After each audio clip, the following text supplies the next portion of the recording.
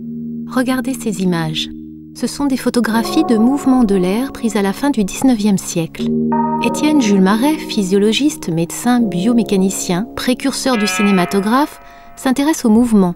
Le sang dans les veines, la locomotion de l'homme, la chute d'un chat ou d'un objet, le vol des oiseaux. Il décide d'étudier en 1899 la question de l'écoulement de l'air autour d'une surface. Il construit une ingénieuse soufflerie aérodynamique munie d'une boîte vitrée dans laquelle passent des courants de fumée. Ces filets sortent par de petits tubes et sont aspirés vers le bas. Marais place un obstacle sur le trajet pour observer les déformations produites. Les premières machines ne comportaient que 11, 13 ou 21 tubes.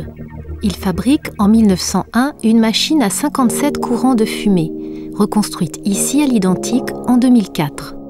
Ce qui le captive, c'est d'enregistrer des formes, de saisir l'instant.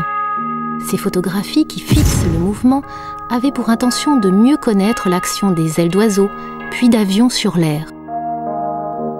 Ici, dans une expérience réalisée de nos jours, on retrouve une démarche comparable. De l'eau est envoyée dans une enceinte ainsi que 4 filets de liquide coloré. Ils soulignent la forme du tourbillon que l'on veut observer.